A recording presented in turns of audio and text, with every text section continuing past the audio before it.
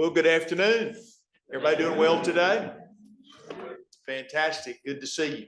I appreciate each of you being here for this important meeting of Innovate Alabama. And we've got a lot of important things to cover. As we get ready to get started, let me thank those board members that are here. I know they have so many other things to do, and we appreciate so much their willingness to be a part. Do we have some folks that are with us online as well? Two folks that are with us online as well. So, okay. All right, great. All right, fellas, thank you so much for being with us. Well, with that, we'll call the meeting to order. And I'm going to ask Jordan if he will call the roll for us. Chairman Bill Poole. Vice Chairman Greg Reed. Here. Mr. Rich Peelan. Mr. Dave King. I'm on the call. Ms. Brittany Somerville. Here. Dr. Michael Chambers. Here. Senator Garland Gudger. Present. Senator Bobby Singleton. Representative Danny Garrett. Here. Representative Anthony Daniels. Mr. Abe Harper. Present. Mr. Vice Chairman, we have a quorum. Okay, great. Thank you, sir. Well, we will thank always our chairman for his hard work. He's not with us today, so I'm standing in. He and his wife are on a little trip. We all need that. So we're happy that he's able to get a little bit of downtime. So we appreciate Bill Poole so much for what he does for Innovate, as well as the state of Alabama. He's a great friend to all of us. So with that, on opening remarks for me, I just wanted to, again, let the board know as we move forward on all things Innovate. The governor's given me a new job lately. And so I have been having opportunities to travel the state and visit and give speeches all over to talk about the importance of workforce and Alabama's new Department of Workforce and what we're doing. As a result of that, in my speech, I have a topic where I discuss Innovate Alabama and all the exciting things that are going on with Innovate and what this organization has been doing and what we plan to do in the future in helping Alabama be prepared and her workforce be prepared for the knowledge-based economy that is coming. As I've said before, artificial intelligence, it's on its way, whether you like it or not.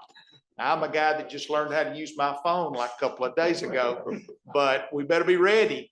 And Innovate Alabama is helping our state be prepared for what is coming. And so we have made great progress already and much to talk about today. So again, thanks to all of those that are involved with Innovate Alabama, the staff, as well as our capable CEO. We'll hear from her quite a bit here in a few moments. But with that, we need to have a motion for an approval on the board minutes that were included in the packet for the board dated on February the 5th. Do I have a motion to adopt the minutes? So we have a motion. Is there a second? Second.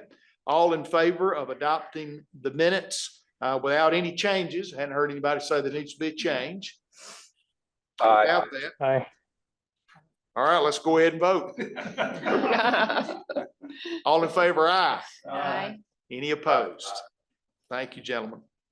All right. With that, our focus on Innovate 2025, I'm going to recognize our capable CEO, Cynthia Crutchfield, to give us an update.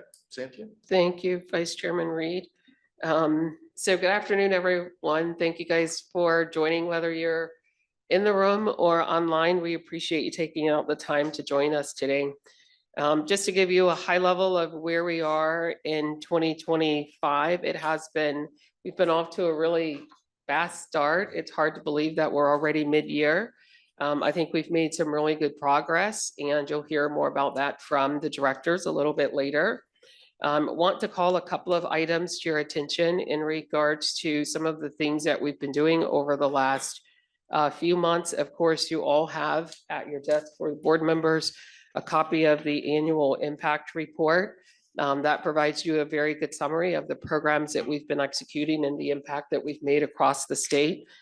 Specifically for the current year, we're in over 35 counties in terms of some of the touch that we've done across the state.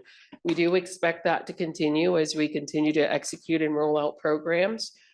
Made some really good progress. We like the number of jobs that you'll see outlined in the report, as well as the average salary, which right now for most of those jobs is sitting at about $72,000 a year. So we're very proud of those outcomes. You also should be aware that we did roll out the asset map. Right now, if you guys recall, the beginning of the Innovate Alabama, we were struggling with how that map would look. We took sort of a note from the what we were doing on the outdoor recreation, and so the map does look and feel very much like that map. But it really does give you sort of a view of the programs, the dollar amounts that we've invested, as well as the geographical locations that you can experience the impact of those dollars. So if you haven't already, I do encourage you to go out to the website and peruse the map, particularly if you're trying to find out, where you can get your company supported, where you can get your organization supported. In regards to our requirement for the annual audit, we did just complete our first annual audit. You'll be hearing the results of that, but at this point we have no deficiencies. So I'm excited about that. If you guys recall, the board did want us to go ahead and hire a COO for the organization. I'm happy to say that we have accomplished that. Today is his first day. I'm going to ask Lee Matthews to please stand. And he's going to give us just a couple of words about his background. We're very happy to have him on the team. And today is literally his first day. It is my first day. Good afternoon, everybody, and good afternoon, members of the board. It's a pleasure to be here, a great honor to be a part of what we are doing in Innovate Alabama and this incredible team. Just a little bit about my background. I've spent about 30 years in tech entrepreneurship, both coaching, mentoring, instructing entrepreneurs, as well as an operator. I've been a co-founder of a software company. I've been a CEO of a software company, and I've been involved in product management at the leadership level. So it is a great thrill to be a part of what we're doing here at Innovate. And I can't wait to have the pleasure of getting to know all of you, getting to meet you, and getting to work with you in the coming days. I appreciate your time today. Thank you very much. Thank you, Lee. Next couple of updates from me. The strategic plan, we are doing some updates to that plan, sort of taking from the original commission report. A lot of those items have been accomplished. So what we want to do is expand on that. You'll hear some of those initiatives today. And then finally, this will be our second year sponsoring SLOSTech. That festival is coming up here in June 25th. So when it starts, we are expanding it this year. It's going to be a 3-day event. I'm very excited about that program. I do encourage you all to attend if you're able to meet us. It will be in Birmingham, and we're very excited about it. So this year, instead of showcasing Innovate Alabama programs, we're actually activating the regions across the state. So we've invited the 4 main regions to participate in SLOSTech because ultimately we do want to make this a state platform. So we're very excited about that as well. So with that, we will move into the external affairs report.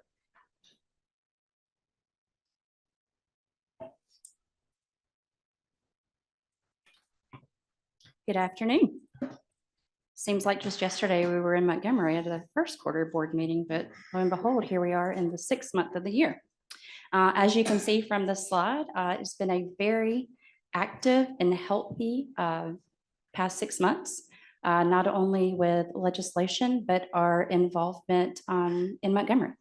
So with the first one, Act 2025/254, the fiscal year 2026 general fund budget supplemental authorized the allocation of the second tranche of the federal state small business credit initiative funding.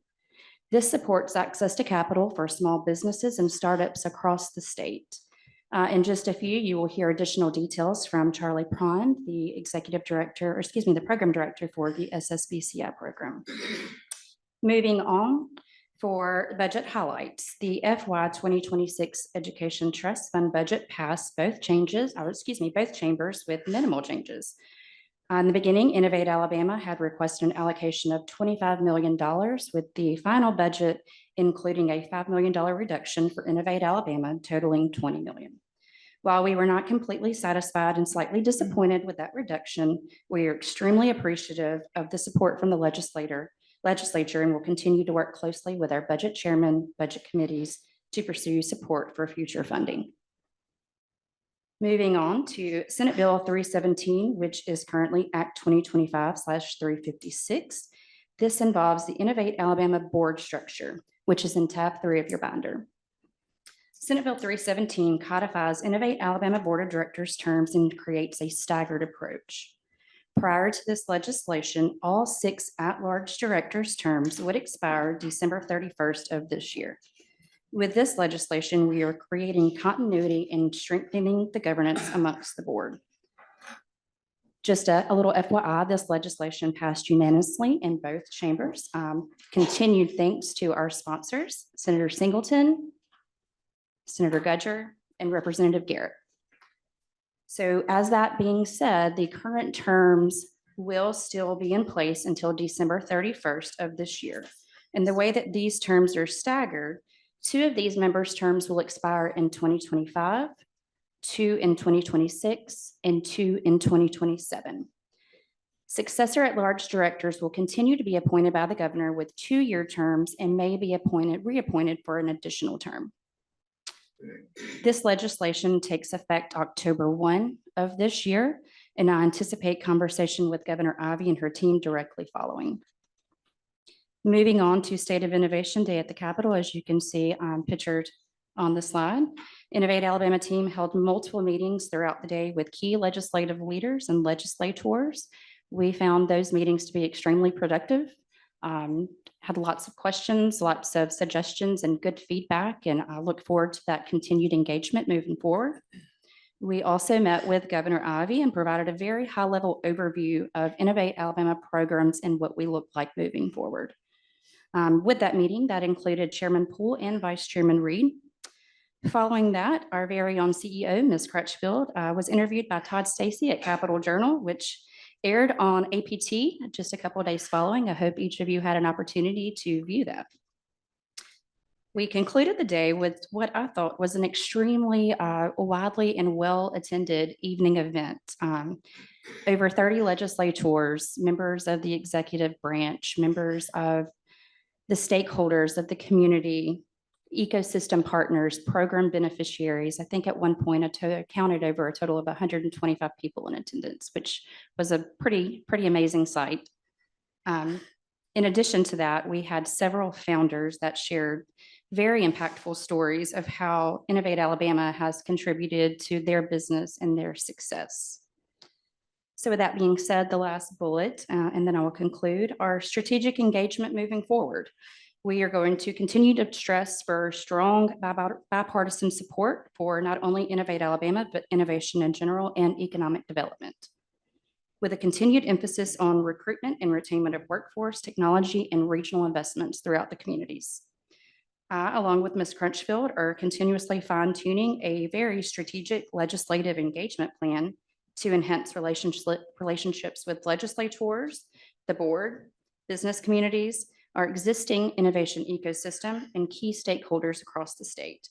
Once we have solidified this plan, we will put it before you all and get your suggestions and your feedback. So with that, I will now turn it back over to Ms. Crutchfield. Can I make a comment? Yes, sir, Yeah, you're recognized. Thank you. First of all, thank you for the report.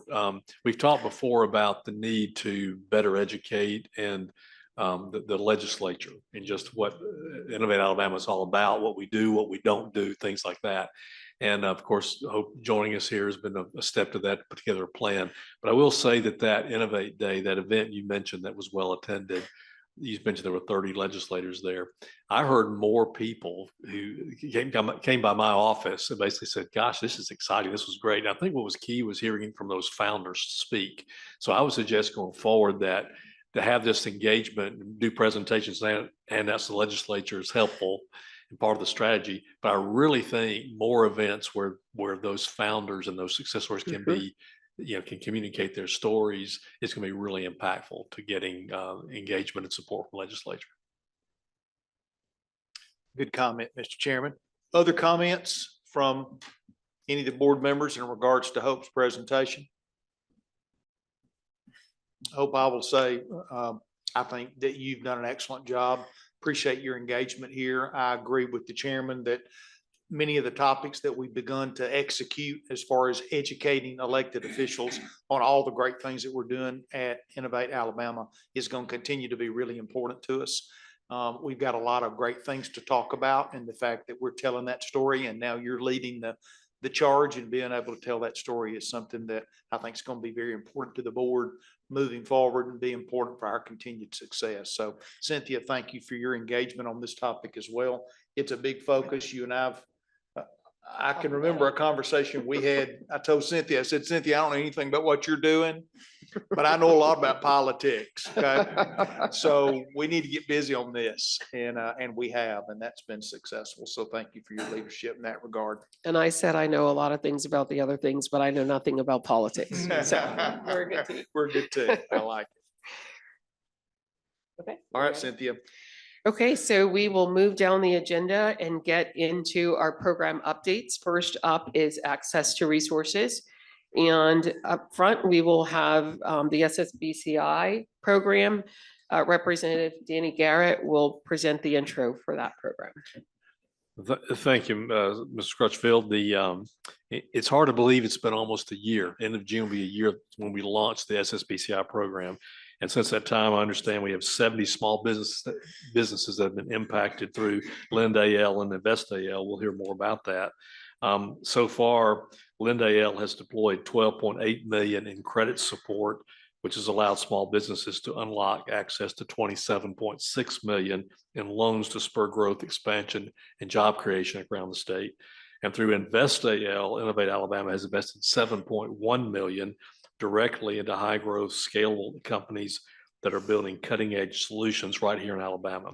So at this point, I'd like to turn it over to our Executive Director, Charlie Pond, for a further update about the details and the successes. Thank you, Representative Garrett. And as usual, what happens is we put together that data and then it changes between now and then. So excited to show continued progress with those numbers. Good afternoon, everyone. Mr. Vice Chairman, thank you for the opportunity to provide an update on the State Small Business Credit Initiative. I'm in our two deployment programs, Lend-AL and Invest-AL. As we close out the second quarter of 2025, I'm pleased to report significant progress that is making a real impact for Alabama small businesses. First and foremost, as Hope told us about earlier, I'm pleased to share we've received our second tranche of SSBCI funding, $34.7 million. This was made possible by the enactment of HB 185, as Hope referred to, but also it follows a successful U.S. Treasury review process that included a sample audit of our tranche one transactions from a compliance perspective. While we encountered one item that has been successfully remediated, the release of the second tranche of funds is a testament to our team's commitment to transparency, accountability, and careful stewardship of these public dollars. We've now directly impacted more than 75 small businesses across the state, from our Main Street corridors to our emerging innovation hubs. These are real entrepreneurs creating real jobs and driving economic opportunity in our communities.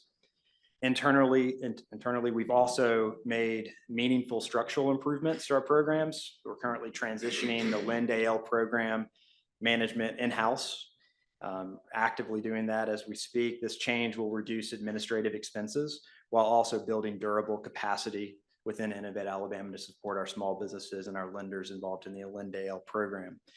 We remain committed to continuous improvement and responsible growth.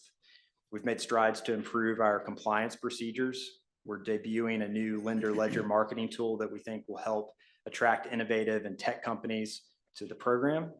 And we've recently conducted a full review of our program policies and procedures. These improvements position us to deliver an even greater impact in the months ahead. And those are some of the notes. You also see some of the news on the screen, where we have some cutouts, some media tractions from the work we're doing across both programs. And excited to see the good headlines that show the good work that the team is doing and delivering results for small businesses. Turning to Lind AL. Our debt program continues to scale effectively and deliver much needed runway for borrowers. As of today, we've enrolled 26 lenders in the program across the state. We have 4 more that are currently in the pipeline. We've approved or are actively reviewing 54 transactions, representing $13.7 million in SSBCI funds. This has been the catalyst for $29.4 million in lending through our 3 sub-programs. So a really nice catalytic effort there that shows a 2-to-1 ratio, $1 for every $2 of private money for every $1 in public money. These loans are generating meaningful revenue for the program as well, approximately $695,000 in income so far. So even up from when we built the slides. As you can see from the slide, the majority of these transactions are flowing through our collateral support program, which accounts for 72% of usage, followed by the loan guarantee and the loan participation. So later this month, we'll kick off a project to rebalance our collateral support accounts to reflect the actual loan balances. So this is our first collection of recycled funds back into the program that can be repurposed into other Lind AL transactions. So creates that catalytic effect that we talked about as we built out the application and designed the program from the beginning. The average company size supported through Lind AL has 6 full-time employees, and the average loan size is just over $500,000, with a median closer to $325,000, which underscores the accessibility of the program to smaller scale entrepreneurs. Something that's new that I've been doing over the past couple of weeks is tracking lender geographic coverage to ensure regional accessibility. So on the right-hand of the slide, you'll find a map that highlights where Lind AL enrolled lending institutions have a physical presence. We do have several enrolled lenders that operate statewide, that they don't need physical structures to operate. But if you look at, and as well as our TA partners like SBDC that operate statewide, but if you look at the data, roughly half of rural small businesses choose local community financial institutions for their banking needs. So it's really critical for us to continue to expand this map and be in the communities where lenders are, or where borrowers are borrowing money. It's a priority for us as we ramp up tranche 2 deployment. Turning to the Invest AL program, we continue to gain traction through both our direct and fund-to-fund programs. Since launching, we've made 19 direct investments, deploying $7.4 million and helping catalyze nearly $50 million in private capital investment into Alabama startups. It's a 6.7x leverage ratio. As we've done in the past, you'll see the logos of some of our most recent investments listed below on the slide. These founding teams are building exciting solutions to important market problems right here in Alabama. We're excited to support them on their journey. With the second tranche of funding in hand, we've continued building up pipeline. In addition to the 3 new companies currently in due diligence as we speak, we're already having discussions about follow-on investments in several of our existing portfolio companies. Meanwhile, our fund-to-fund strategy is maturing. We've now approved and closed 4 funds as LPs in those funds, including Alabama-based managers, Measured Capital, Generator Alabama, and First Avenue Partners. And this is in addition to Halogen Ventures, which is an out-of-state fund. Through these funds, we're already seeing downstream impact with our portfolio companies like Moxie, Oma Health, and C Model, all of which are gaining visibility and traction within Alabama's ecosystem. So we're excited to continue to see that program mature and more companies impacted as we deploy what is nearly $17 million in that fund, if you include Innovate Alabama funding and private funding that's going to be deployed in the state. And of course, we know that we're here to serve Alabama businesses, entrepreneurs, and founders. And so as Representative Garrett mentioned, we love being able to talk about the great companies and founders that we support. So I wanted to talk through a few of our success stories from recent days. Tatomic USA specializes in manufacturing cold spray additive technology that supports oil and gas, defense, and aerospace industries. With Lind AL's support, they were able to close on a new facility that will serve as their manufacturing headquarters in the United States in Madison. Basscor is an innovative ag tech producer of raw hemp fiber and herb materials for use in textiles, construction, and automobile manufacturing. With Lind AL support, they were able to purchase additional equipment for use in their facility and invest in customer acquisition. They're based in Montgomery. ShipShape AgWorks is an ag tech company leading the way in controlled environment agriculture, including AI-driven vertical farming. Operating out of Birmingham's Innovation Depot, they received direct investment from InvestAL.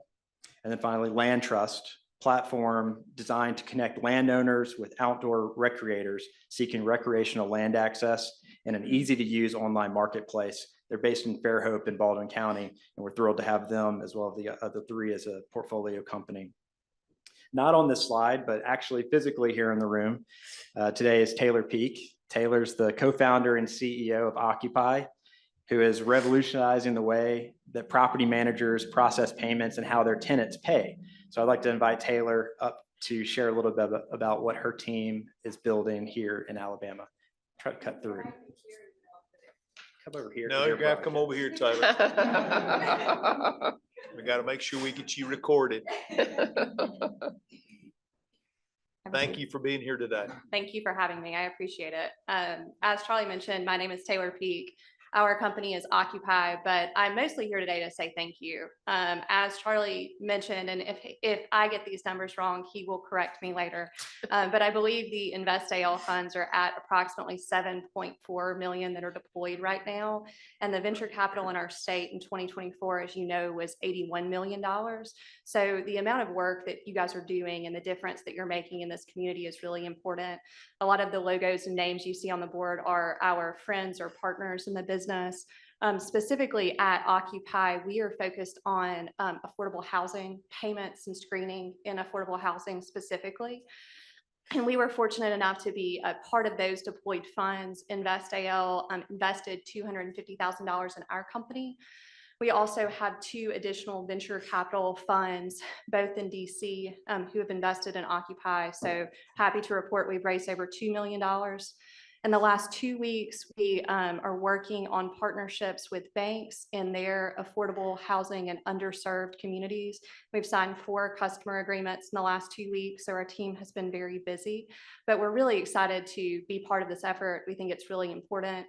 We think it's really important across the state that we get more funds in Alabama. And I know many people in this room, but I did not know Charlie before we started this journey. And Charlie was kind enough to go to dinners, to meet investors that he knew absolutely nothing about, and to host people who were coming to Alabama for the first time, and to say, yeah, I'll go to dinner with you, or I'll bring them to coffee, or I'll tell them more about our state. And so our team has been really fortunate that you guys have done such a good job of putting a good team together at Innovate Alabama to help us grow and to help us tell other investors we can have good talent here, we have good companies here, and we can grow here. And that's really important to us that it continues. So we really appreciate the work that you guys are putting into this, and we're excited to see more funds coming in, and just keep hiring more people like Charlie and we'll all be okay. Thank you all very much. You paid her to say that. Thank you, Taylor, for being with us. Thank you, Taylor. I told her not to say that, actually. So I'll be happy to take any questions. And if there are none, I return the floor to you, Representative Garrett. Oh, I have a question. Can I? Yeah, okay. So first of all, the SSBCI funds were $99.1 million. Is that right? So how much of that have we received, or how much of that has been blessed for us to receive? A little bit over 62 million. Okay. Has been authorized. Has been authorized and received. So there'll be a third tranche? There's a third tranche, and we surpass 80% of tranche 2. We're able to go apply for our third tranche. Okay. And there were really no hiccups in getting that second tranche. There were a few hurdles, but nothing really. A few hurdles, but no hiccups. Okay. And the final question, I know we're concerned about geographic distribution, but really a lot of that has to just happen because where the businesses are. So how is that developing? Is that more organic, or are we, is that a realistic expectation that we should see a geographic distribution in rural areas? Or tell me about that. I think every community is going to look different from how we support it. And so Cynthia and I have had these conversations around, our program has the flexibility to support both Main Street companies and innovative companies, tech companies. And so, you're not going to necessarily find the innovative company in a community, but you're going to find the Main Street company that needs access to capital and that we can support. So that's actually a critical part of our tranche 2 deployment, is expanding that geographic map, making sure that we're touching. I think our goal that I communicated last board meeting was 50% of Alabama's counties by the end of the year. So that's still the goal, and we're still on track to do that. But obviously we want to continue to expand the map and hit, because we are statewide, and that's an important mission for us. Thank you. I have no other questions. I'm going to turn it back over to, unless you have other questions. Yeah, a resolution. Just Yeah. a couple of quick ones, Charlie. On the Lind, Alabama, I think I know the answer to this, but is there any trend line about the typical term of those loans, or does it simply vary company by company and bank by bank? It's going to vary by company, by project. We have we know our end date. Our end date is going to be 5 years for our guarantee and collateral support program. And it's going to be 2 or 3 years for our loan participation program. The bank can extend out that term. They can have a 10-year term. Our participation is going to be capped at that 5-year. And so we're going to start seeing businesses who have got that loan and then they're ready to pay it off and move on. They don't want to carry that debt. So they're going to put that money back into our program by buying it back or paying it off. So we'll have some data within 2 to 3 years and certainly by 5. I guess. So the second question is on the Invest Alabama on the direct funding side. And I think the answer is probably going to be somewhat similar, but is there a common framework for those investments like common equity or convertible notes? Or again, does it just vary by whatever the offering is for that particular provider? The good news for the Invest AL program is we don't have to negotiate terms because we're required to match that 1-to-1, the dollar for dollar. And so whatever those terms are on that private dollar are our terms, but we see everything from convertible note, safe, subscription agreement, you name it. Okay, thanks. Mr. Chairman. Yes, Charlie, are our rural community banks being receptive to these programs, and are there any hurdles that they're having to jump to be able to participate? Yeah, I think they are being receptive. We've had 2.5 years now of talking to different lenders. It has to be the right time, the right place to, because there is a extensive work to get a lender enrolled. That's where we do a lot of our due diligence on what their risk matrix is, on how they process and underwrite loans, so that we don't get in the way when a transaction is presented. And so that's a thorough process. As I said, it's a critical part of Tranche 2 deployment is to enroll more of those banks and get into rural spaces and communities, because like I said, that number just stuck out to me. 50% of rural small businesses want to bank locally. And so we need to be there in order to do that. Thank you. Yes, sir. Charlie, I've got a quick question. We talk about 99 million coming to Alabama small businesses and entrepreneurs because of the work of Innovate Alabama. 66 million has come already, including the announcement that you're making to us in Tranche 2. Who are we showing our homework to? Is this the Treasury Department? Who makes the decision? Obviously, they've been pleased. They're giving us more money, and that's our goal. Who are we talking to there? It's a few checks and balances. First and foremost is the U.S. Treasury. That has to review and audit our work, but also there's a state component in there, the Department of Finance, that we report to monthly and quarterly, looks at those that progress, and we need things like the act that was signed by the governor in order to continue to have the privilege of accessing those funds. And so, but we're reporting both federally and state the work that we're doing, and also making sure that we're doing our internal audits internally that Cynthia mentioned earlier. So we have a number of checks and balances that we're showing homework to. So we're reporting internally, we're reporting to the state, we're reporting to the U.S. Treasury, all of what we're doing.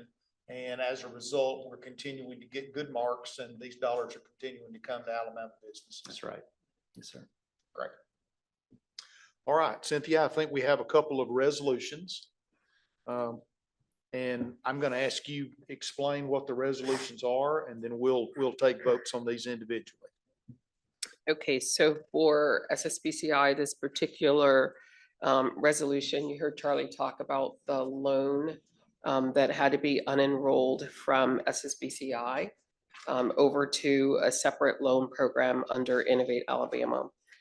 This particular resolution allows us to legally move that from the perspective of the board.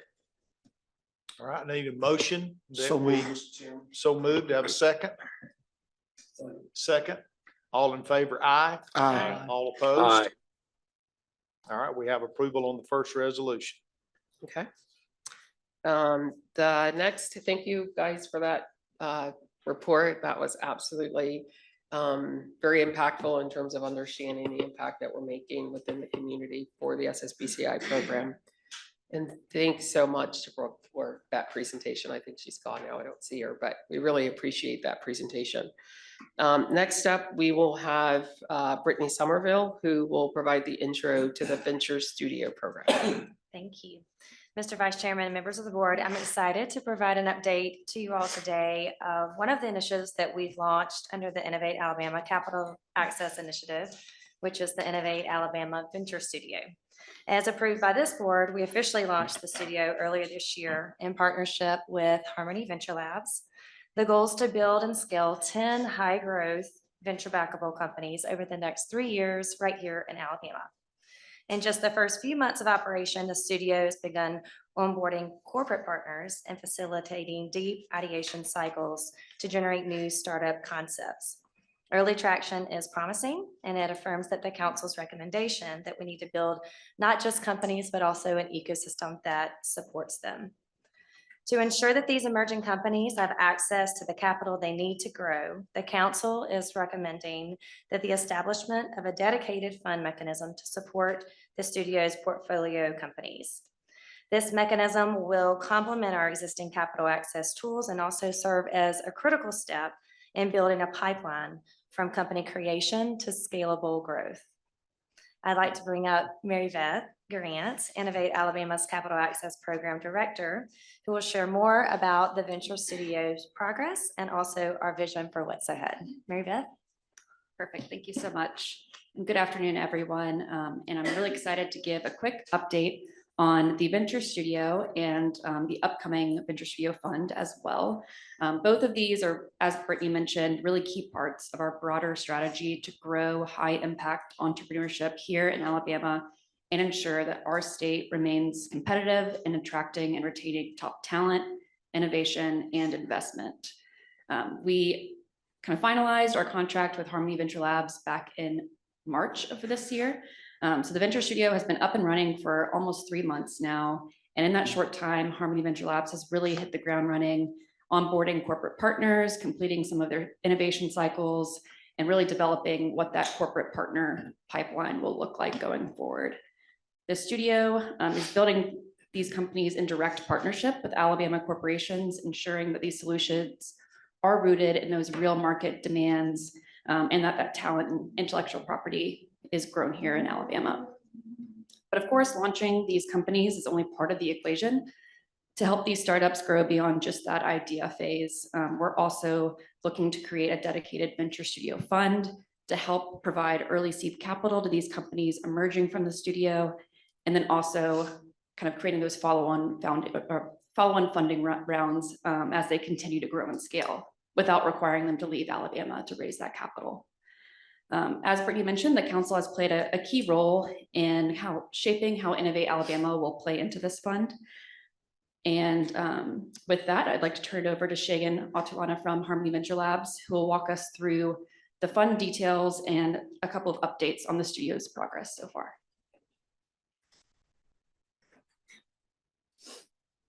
Welcome, sir. Thank you. We enjoy hearing from you. Thank you. Now I gotta figure out how to open that. Okay. It's good to be back. Thank you all very much. I definitely have to thank Brittany, Cynthia, Mary Beth. Thank you, Mary Beth. I know it's been a lot of work. And my team, Margaret, and everybody else. So it's good to be back here. The thing I would say first is the way I think about this and the way the HBL team thinks about this is really, we're more interested in creating a system, a sustainable system. So it's really, for us, more than just a fund.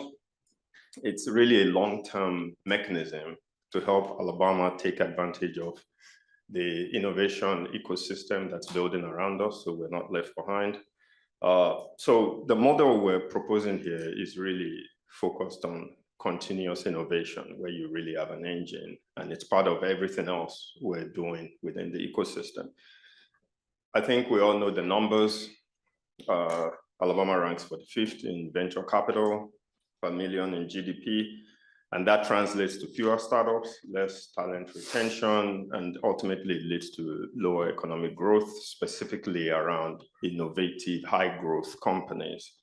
So for us, this is actually an opportunity. What Innovate Alabama is doing here is an opportunity to turn the tide in this particular aspect of our whole economy. And everything's coming together. It's been fun to see.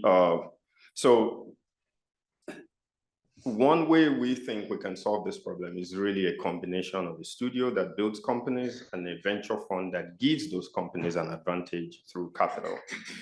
So not only do we move beyond betting on isolated ideas, which there is nothing wrong with, I do that all day, but we're also betting on a system that continues to build companies that are native to us in partnership with our own large companies here that have unique needs that we can take advantage of.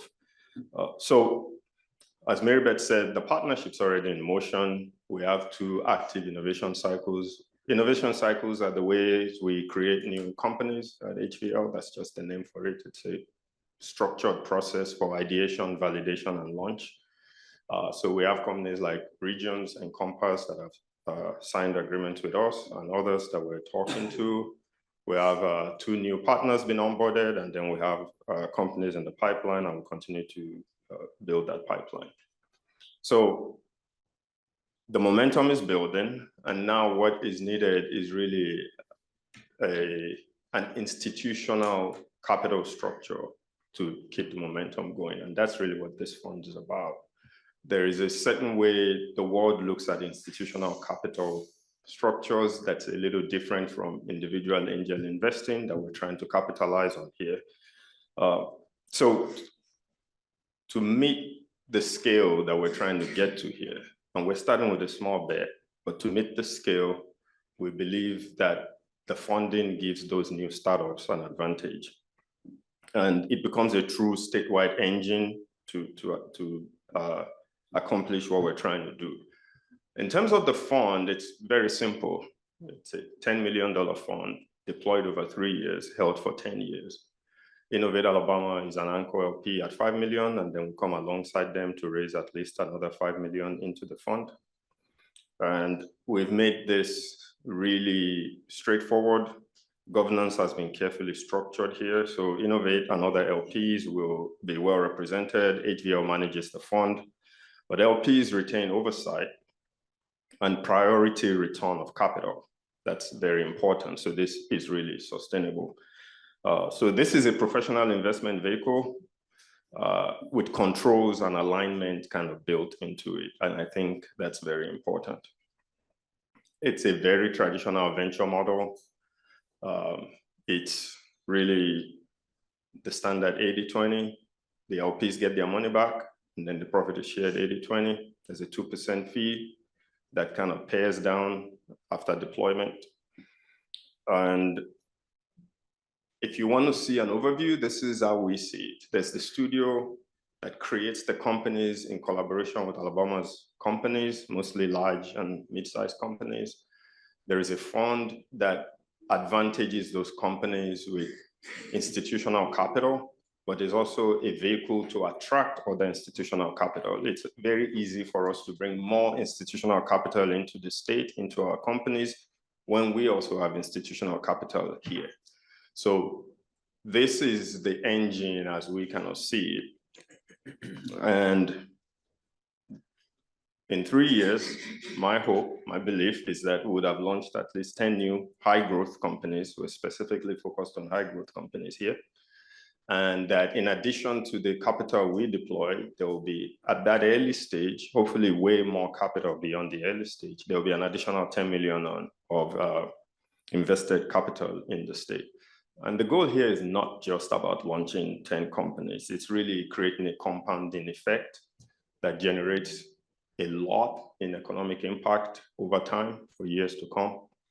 And so for me, I see it as also being here to build together with you all and adding fuel to the fire that we're trying to light here. And with that, I'm happy to take any questions. So in the example you gave, the $5 million investment from Innovate Alabama. That's coming from the legislative appropriation, is that right? Okay. And my second thing is, so we're number 45 right now. Example you gave has the 10-year, the 10 companies, $10 million. Where will we be at that if that were to happen? I mean, what's the trajectory? How do you move from 45 to 30 or to whatever? What's the? You move by building more high growth companies. There's really like success begets success. That's really how it is. So we take small bets. Some of them will fail, Right. But that's the nature of the game. The volume actually matters in this game. So the skill matters, the volume matters, the output matters. So we take small bets. Some of them win, and we keep that going. But that's why the time frame here is really 10 years. For HVL, we're in this for a long time. This is what I'll be doing for a long time. So we're partnering with you guys for that long journey. I hope 10 years from now, we're at least 10 states higher than that, but Yeah, so we're trying, can't promise it's that venture capital money we're trying to attract right now. So that's not going to happen overnight. That's going to take, No, but you need a jump start. You have to, in our situation, you have to create your own gravity. The way we talk about places like Alabama, where there's emerging opportunities here is, we actually have talent, we have opportunities, but we don't get attention, right? And when you don't get attention, you have to create your own source of energy. And everything we're doing here is about really creating our own source of energy, including this. So that's kind of how I see it. There is a fantastic energy you can create when you bring your large companies in to invest in the innovation ecosystem. You bring your early stage talent in to be part of your ecosystem, and you do it within the context of an engine that's ever growing. And then you look 3, 5, 10 years from now, and hopefully something magical has happened. What's that? A lot of us will be writing checks if it works, so that's good. This is a more general question for us, but have we decided, knock on wood, when the 80% return comes back to the LPs and we get our share, will that money go to a dedicated account to continue funding this, or is it for general? Reinvest. Okay. That's also why we proposed the fund model, because then it's easier for that fund to just get the money and redeploy and keep going. With or without HVL, actually, because now you can just keep it going. You just need a good fund manager that knows how the game is played and keeps it going. Perfect. All right, good discussion. Other questions? One more quick question. The other LPs that are needed to make up the 10, do you have them in mind? Are you already in conversations? Or are you waiting to see what Innovate Alabama does first? I'm already having conversations. So there are some soft commitments, family offices, some of the corporations. There are even corporations that are like, our business, we don't know, we're not all that technology oriented, but we definitely believe in this from a return standpoint and we'll be part of it. So there are multiple conversations going on. How confident are you in that number? We actually put a hard cap in our head of maybe 12 to 15 million, which means we are hoping we'll get past the 5. Yeah. Awesome. We have. Okay, we have a resolution, and the resolution is to move forward with this Venture Labs program, the $5 million investment that has to be a decision of this board. So that's to us now. And do we have a motion to move forward with this? So move. We have a motion. We have a second. All in favor of adopting the resolution, say aye. Aye. All opposed? We have adoption. Thank you all. Yes, sir. Yay. Mary Beth is very excited.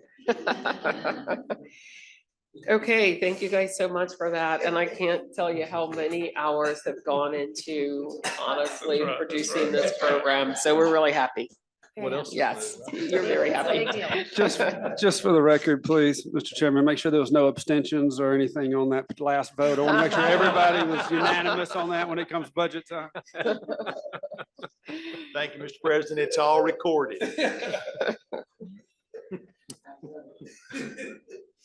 Okay, All right, Cynthia, back to you now that the legislators are quitting ribbing each doing their other. things. Yeah.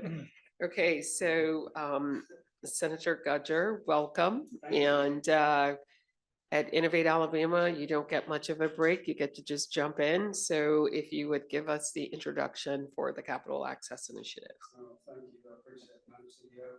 Mr. Chairman, members of the board, thank you. I'm pleased to provide an update on the Innovate Alabama Capital Access Initiative.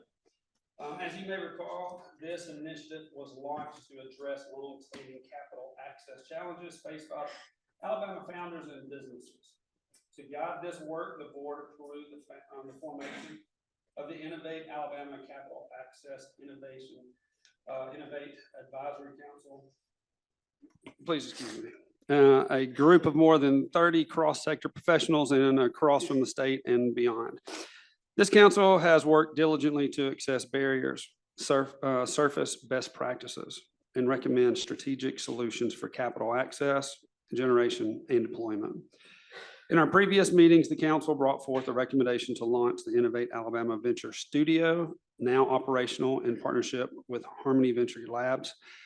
Building on that momentum that we just talked about, the council has since focused on the next piece of the capital access pipeline, which is a statewide venture capital fund.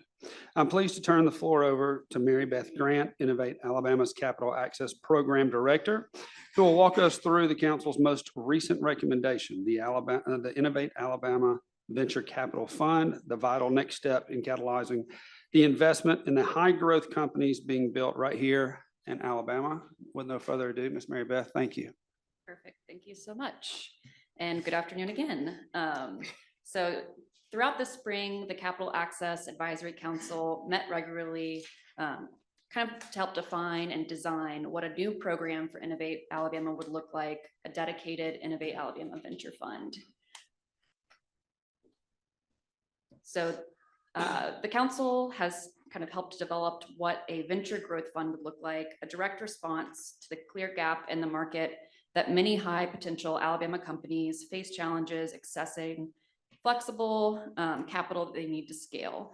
Traditional sources within the state are often limited, and a lot of companies are having to leave the state to seek that capital or potentially relocate. So this fund would aim to change that by offering another option for Alabama-based startups, one that's directly aligned with the state's economic goals and priority sectors, one that would attract private co-investment and would ensure that more companies can grow and thrive while staying here in Alabama. So alongside the council, we kind of reviewed a couple of different early fund concepts, completed detailed surveys, and provided feedback that helped shape a fund model grounded in both sustainability and scalability. Also in parallel, we took some time to connect with peer organizations in other states throughout the nation that have similar funds, similar statewide funds, to see what's worked well and what to avoid. So based on that input and research, we're now proposing the creation of an Innovate Alabama Venture Growth Fund, which would be a $15 million evergreen fund designed to expand access to capital for Alabama-based companies. We've looked at this and kind of taking it apart in a couple of different sections.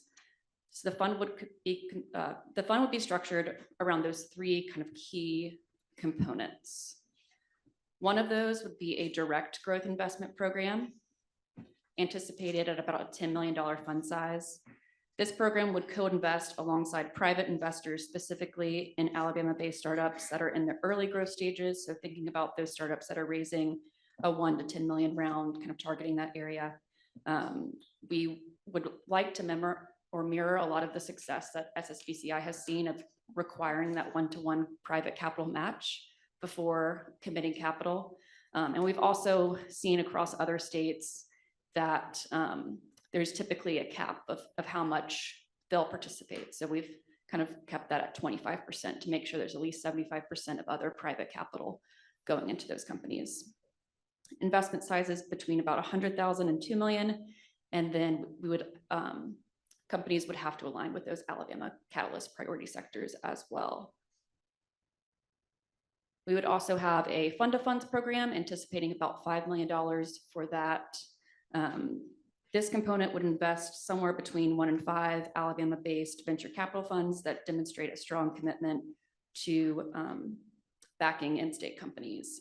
So really the goals here are to continue to catalyze those institutional capital firms here in Alabama, support emerging managers and family offices, and strengthen the overall VC pipeline as well.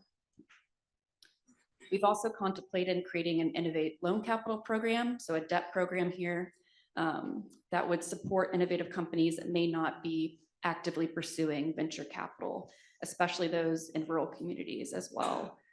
So this program would help kind of fill those financing gaps for non-traditional or startups that don't want to give up equity quite yet, help companies become venture ready and support commercialization and scale efforts, particularly in collaboration with incubators or some of our research institutions in the state.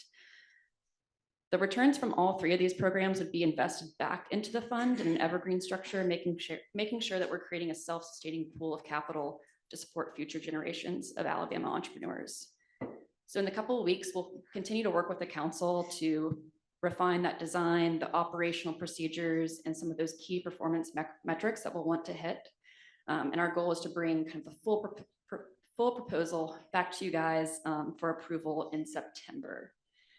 The council has really strongly supported this effort, given a lot of feedback and guidance, and have been a huge help in designing what this fund will look like. And at this point, I'm happy to take any questions from you all at the time. I don't have a question.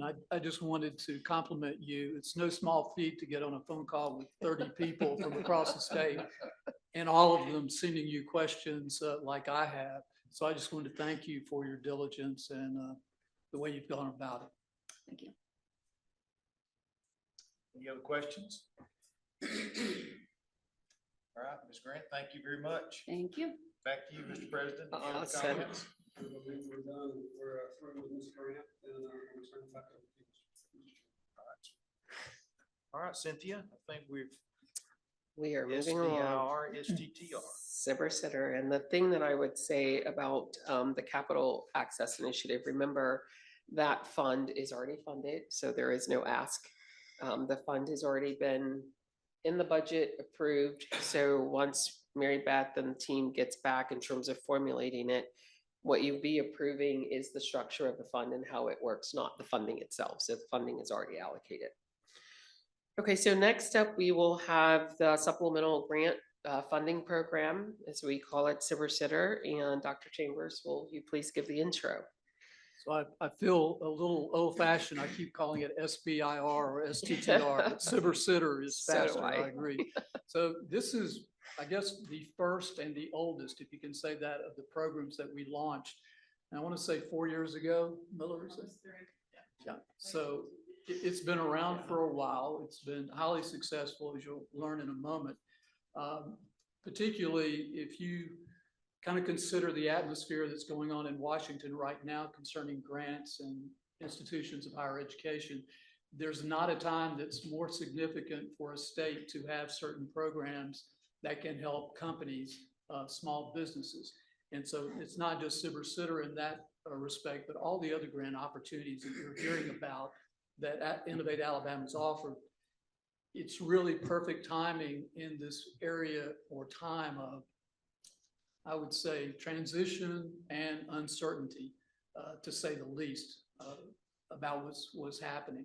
So we're very delighted to continue this program. And it's not just for Alabama companies. We are delighted to support a lot of Alabama companies in this program, but we do want you to know that we're continuing our marketing efforts, because one of the goals is to bring companies from outside Alabama into the state. Dave King, who is participating remotely, and I have been involved since the start, but I would be remiss if I didn't say that none of this could be accomplished without the administration and expertise of EDPA, led by President Miller Gervin and Vice President Estes Hughes and their teams. And so we're very grateful to how easy you make our task in organizing everything that you do. So I'm delighted to turn it over to Miller to give a more specific update. Thank you, Michael. And truly, it's an honor always to be with this group. And it is really fun to work with these companies. They are all very intentional about the research that they're doing and the contributions that they are making to Alabama and beyond. And it's really neat to be able to support them. So as Michael mentioned, we are almost 3 years into this program, which was Innovate Alabama's sort of flagship program at the very beginning, and look at where we are now. The latest round of these research-based companies applied for Innovate Alabama's supplemental grant funding this spring. And based on the work that we did with the review committee, 20 companies were chosen to receive $3.4 million. And those companies come from Huntsville, Bessemer, Madison, Prattville, Auburn, Hoover, and Birmingham. So we had some good geographic representation there, which we're really pleased with. And I mentioned, y'all may remember, I mentioned in February that we were going to explore a new way of working with these companies and in the actual selection process. And we said, we're going to try to have them do live pitches. So I'm here to tell you that it worked.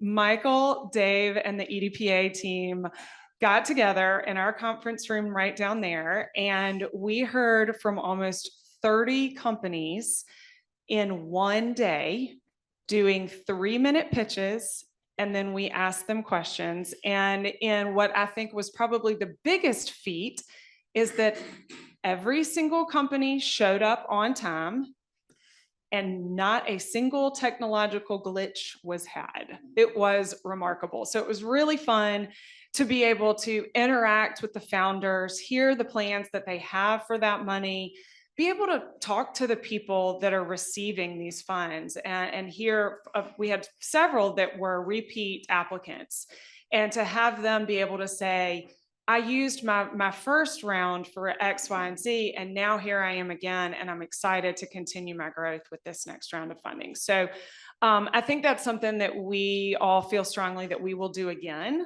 And it was really neat. So just a little bit on the program total. This is our 6th round of funding, and we have impacted 83 unique companies, some of whom, as Michael mentioned, have moved to Alabama from outside the state. The vast majority have been Alabama-based originally. And that totals $17.7 million that have been awarded to those companies over the last 3 years. Those companies submit reports every 6 months for the 2 years of their grants, and most recent numbers indicate that the funds have helped create or retain close to 450 jobs. So those numbers are constantly updated when we get those reports, but they also represent significant milestones for the companies. 2 quick examples. One company based in Auburn used the funds to hire an orthotist to help build their device and help document procedures and software interface so that people don't have to be as specially trained on their product and can use it potentially in a battlefield situation. And then another company based in Huntsville used the funds to continue development of a commercial landing pad for space exploration. So that's pretty cool. As Michael mentioned, we are also cleaning up that list of companies, which is based on federal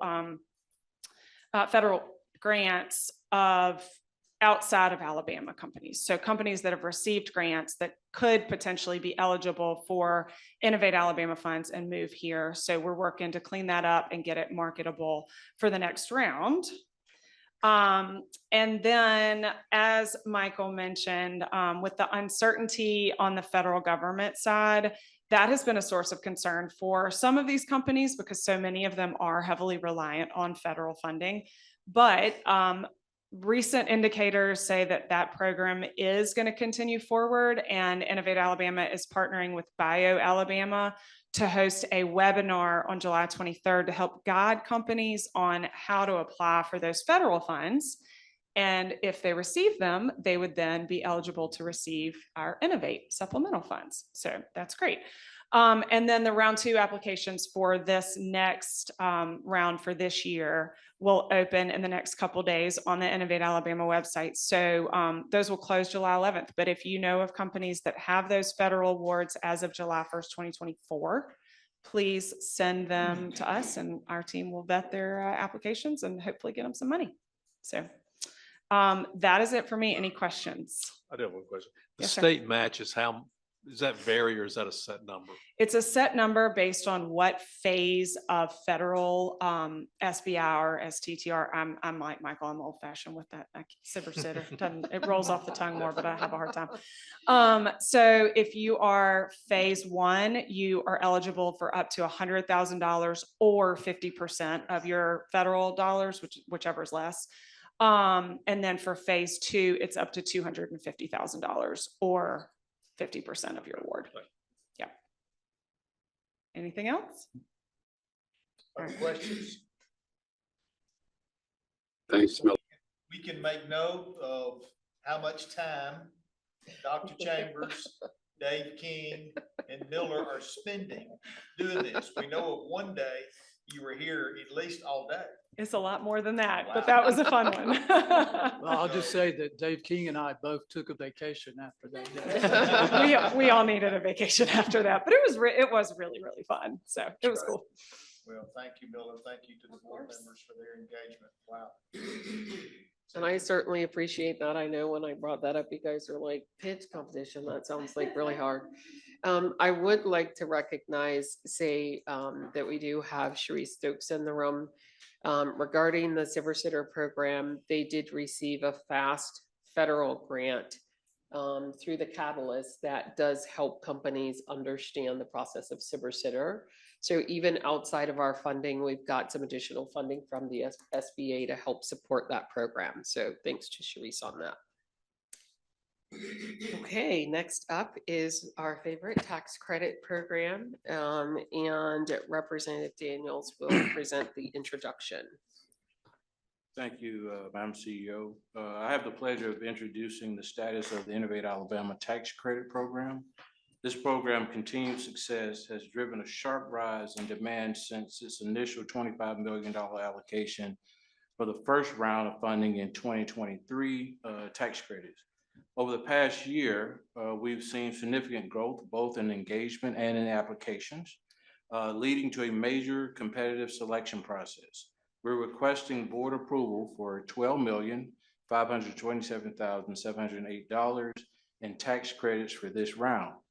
We're also thrilled to expand our reach through the inclusion of 5 new economic development organizations, EDOs, participating in the program and 11 new project requests. The EDOs includes the following organizations: Alabama Alliance for Growth and Opportunity, Henry County Economic Development Authority, Measured Access, Southeast Alabama Council for Economic Development, Inc., Tennessee Valley Regional Partnership. We're excited to welcome these new partners who will bring valued contributions to the Alabama ecosystem and to help further amplify the program's impact throughout the region. And so at this time, I'll turn it over to Ms. Kelly McNair to present the application. Thank you. Good afternoon, everyone. I'm pleased to share the exciting updates on the continued momentum and expanding impact of our program. As of January 1st, 2025, Innovate Alabama was allocated an additional $25 million in tax credits for the year. We received a total of 24 applications for EDO designation and 13 project applications. We are requesting approval for 11 of those projects amounting to $12,527,708. As Representative Daniels noted earlier, we have 5 new organizations that were awarded EDO designation in this round.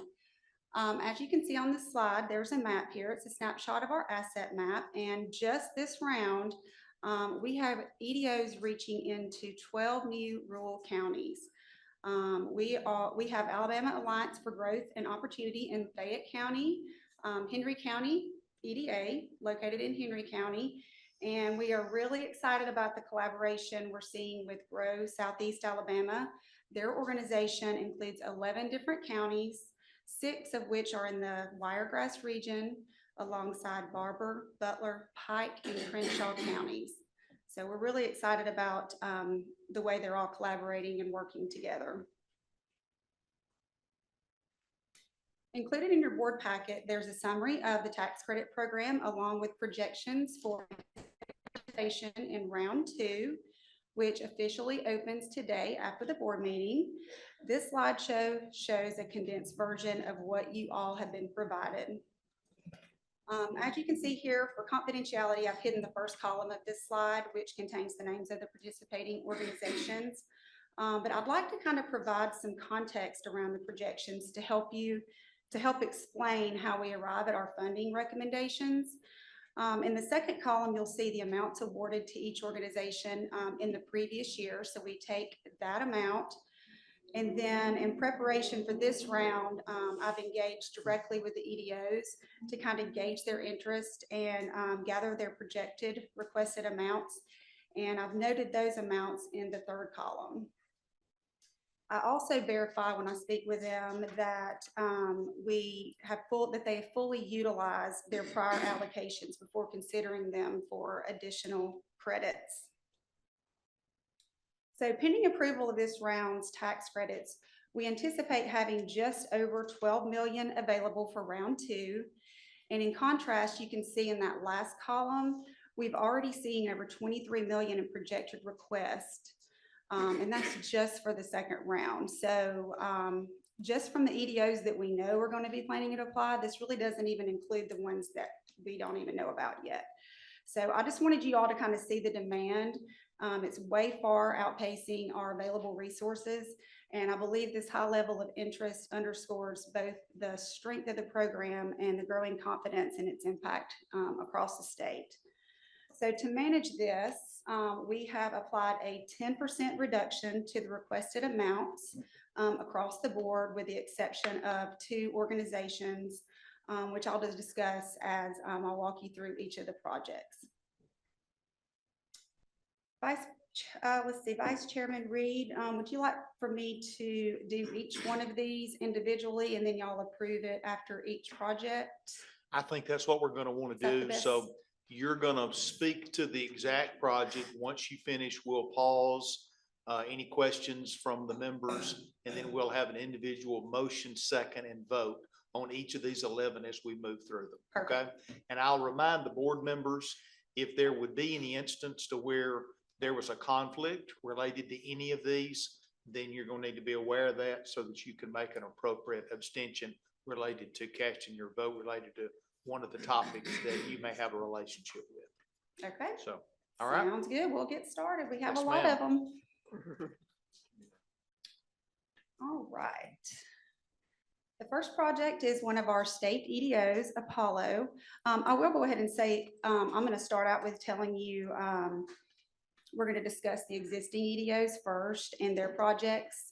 So I won't give you quite as much detail on these since they're existing. But the first one's going to be a state EDO, Apollo Foundation, who's in Huntsville, Alabama. And they're requesting tax credits in the amount of $455,000 under our Technology Accelerator Program. Over the past 3 years, the foundation and generator has driven significant economic growth in Northern Alabama in the technology sector, achieving a $95 million impact through support of 80 startups and the creation of 669 jobs. We are recommending $409,500 in tax credits for your approval. All right. You've heard the information on Apollo Foundation. Do I have a motion? Can I ask a quick question, please? Oh, question. Yes, ma'am. Go ahead, Point of Brittany. clarification on the recommendation on page 2 for Apollo, it says 409.5. And then there's 409 here. It's 409.5. Thank you for catching that. Okay, so what we're going to be voting on is the 409,500. Yes, sir. Okay, thank you, Brittany.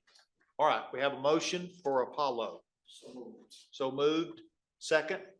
Second. Second. All in favor of Apollo, say aye. Aye. Opposed? Apollo is approved. All Yes, right. ma'am. Next up, we have Baldwin County Community and Economic Development Foundation, another local EDO in Fairhope, Alabama, and they are requesting $1,750,000 through our Technology Accelerator Program. Their funds will be used to expand Hatch Fairhope's program supporting early startup investors and founders in the life sciences, advanced manufacturing, and the creative sectors. We are recommending $1,575,000 in tax credits for approval. Okay, you've heard the information in regards to Baldwin Community and Economic Development Foundation. Do we have a motion? Motion. Second? Second. Second. All in favor, say aye. Aye. All opposed? We have approval for Baldwin Community. All right, next up, we have Huntsville-Madison County Chamber, another local EDO. They're requesting $1,350,000 under the Technology Accelerator Program to continue their successful CRP Defense Tech Accelerator. Their main focus is on technologies like AI, cyber, energy, and UAVs. We are recommending $1,215,000 in tax credits for your approval. Okay, and I'll make note with the board in your packet. These are not exactly in order. Yeah. So if you move over to page 4, we'll see Huntsville, Madison County listed on page 4. Okay, any questions? To have a motion for Huntsville, Madison County. So So moved. moved. We have a second. Second? Mr. Chairman, Yes, sir. I think these are all to the regular EDPA board. I'm trying to remember if I recused myself on the, None of these have been, but the ones that are coming up, only one is foundation. So that's only. all right. Will you nod at me when that one comes up? Okay, and the chair will recognize if there's any of those topics like Dr. Chambers highlighted, and Jordan will make an appropriate record here so we know if there's a recusal. All right, so we had a motion, a second, and a vote on Huntsville Madison, correct? So now we're moving on to the next. Okay. Next, we have Innovation Depot, which is another local EDO located in Birmingham. They are seeking $2,320,753 under the Innovative Company Program. They're seeking funding to expand their entrepreneurial support program for early stage tech and tech-enabled startups. They would like to build on past success, including their $35.8 million in capital raise and 173 graduates. We are recommending $2,088,678 for your approval. What did they request? $2,320,753. It was a 10% delta. Okay, again, for the board members, this is on page 4, Innovation Depot. So do I hear a motion? So moved. So moved. Second? Second. All in favor on Innovation Depot, say aye. Aye. All opposed? All right, we have approval for Innovation Depot. Next. Next, we have Tuscaloosa County Industrial Development Authority. They're another local EDO located in Tuscaloosa requesting $2,100,000 in tax credits under the Technology Accelerator Program. In partnership with the Techstars Founder Catalyst Program, they're launching a regional initiative with a strong emphasis on water tech to accelerate 40 early stage startups through 2 10-week cohorts, providing mentorship, investor access, and entrepreneurial education. We are recommending $1,890,000 in tax credits for your approval. All right, so you've heard this related to Tuscaloosa County Industrial Development Authority. We have a motion. Motion. So moved. Second. Second. We have a second. All in favor, say aye. Aye. All opposed? We have approval on Tuscaloosa County Industrial Development Authority. Thank you. Okay, so next up, I'm going to talk about one of our existing state EDOs, the Economic Development Partnership of Alabama, otherwise known as EDPA. They are looking to support 3 separate projects this round with an additional one through their foundation, which I will make note of for you, Dr. Chambers. Let's see. Okay, the first one is for EDPA requesting tax credits in the amount of $2,000,000 $220,000 to continue support of their technology accelerator with Techstars. Techstars strengthens Alabama's role in energy innovation by focusing on clean energy, storage, and sustainability. We are recommending $1,998,000 in tax credits for your approval. All right, EDPA Techstars, this is again listed on page 2, the board members. Any questions? Have a motion? Motion. Motion, second?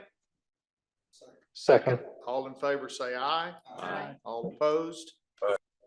EDPA Techstars is approved. Next. Great.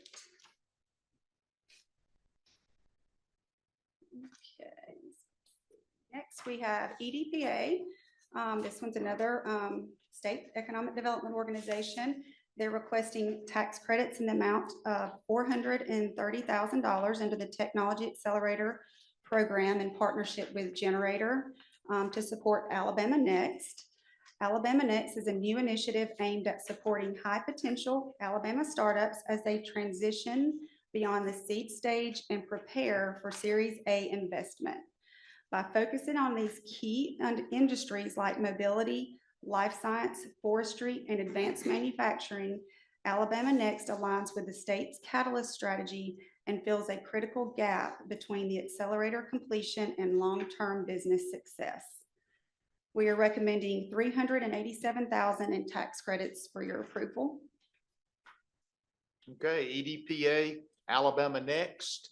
We have a motion, second? Second. Have a second. All in favor? Aye. Aye. All opposed? All right, we have approval on Alabama Next. Great. All right, next up is another EDPA project. They're partnering for a second year with Miles College and the 2150 Center for Innovation under the Innovative Company Program. They're requesting $1,225,000 in tax credits. This initiative supports early stage companies in Alabama's low-income communities with a focus on high-growth industries like manufacturing, energy, and AI. We are recommending $1,102,500 in tax credits for your approval. So Miller is squirming in her seat. I feel like I need to say this. So one of the things that we've done with the program is we're asking existing EDOs and really new EDOs to not just do projects of their own, but to really partner with other organizations and bring their projects to the table as well. So some of the projects that we're hearing about are sponsorship of others like the Miles program. It's not necessarily their particular program. Just in case that's a question for anyone. Okay. The EDPA is making out, right?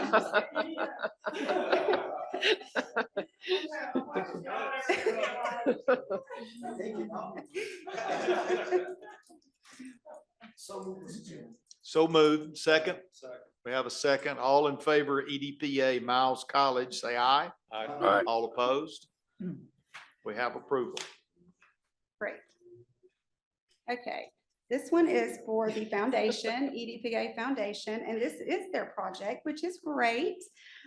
They're asking for $1,364,700 under the Innovative Company Program to support Alabama's Launchpad and Investor Connector, which addresses the key gaps in the state startup ecosystem. Alabama's Launchpad is the state leading early stage seed fund, provides non-dilutive funding, mentorship, and technical support across sectors like life science, tech, and consumer products. And then the Investor Connector complements this by linking Alabama founders with local and national investors. We are recommending $1,228,230 in tax credits for your approval. Okay, Economic Development Partnership of Alabama, Alabama Launchpad. We have a motion. We have a recusal. Mr. Chairman, because I'm on the EDPA Foundation Board, I recuse myself from this vote. All right. Certainly noted. All right, we have a motion. Do we have a second? Second. Have a second. All in favor, say aye. Aye. All opposed? We have approval. Great. Two more. All right. Now we're excited to have the following two new EDOs enter into the program with two new projects. The first one is going to be Measured Access, which is a local EDO located here in Trussville, Alabama. They're requesting $83,800 in tax credits under the Innovative Company Program to support the Malone Unlimited Small Business Growth Initiative. This is going to be a hands-on, results-driven program designed to help Alabama-based women-owned businesses in innovative industries scale operations and increase revenue. They're going to be targeting companies earning between $100,000 and $1 million annually. And it's going to be a 6-month program to provide tailored technical assistance, due diligence assessment, and strategic growth planning focused on pricing, operations, and workforce. We are recommending the full asking amount for $83,800. All right, you've heard the information about Measured Access. Do we have a motion? So moved. So moved. Second? All in favor, say aye. Aye. Aye. All opposed? So we have approval on Measured Access. Okay, last but not least is another new EDO, the Southeast Alabama Coalition for Economic Development, otherwise known as Grow Southeast Alabama. They're a local EDO based in Dothan, and they're requesting $550,000 in tax credits under the Technology Accelerator Program. Their plan is to launch the Alabama Forestry Accelerator in partnership with Generator to focus on advancing innovation in the forestry sector. This project aligns with Alabama's new economic development strategy Catalyst, which identifies forestry as a key growth sector. As mentioned earlier, we're really excited that they're expanding across 11 rural counties, and they're going to have personalized benefit mentorship from companies such as Yellowwood, Hancock, Timber Resource Group, and many, many more. We are recommending $550,000 in tax credits, which is their full request. All right, we've heard the information about Southeast Alabama Coalition for Economic Development, Grow Southeast Alabama. Do we have a motion? Have a motion, second? Have a second. All in favor, say aye. Aye. All opposed? We have approval for Grow Southeast Alabama. Awesome. Okay, great. So now that concludes all of the projects we are recommending for approval. I'd like to now invite Gavin Baum Blake to the podium to share about his company, City Detect, which is a part of the Bronze Valley Accelerator. Welcome, sir. Thank you. Thank you for the introduction. My name is Gavin Baum Blake. I'm the CEO and co-founder of City Detect.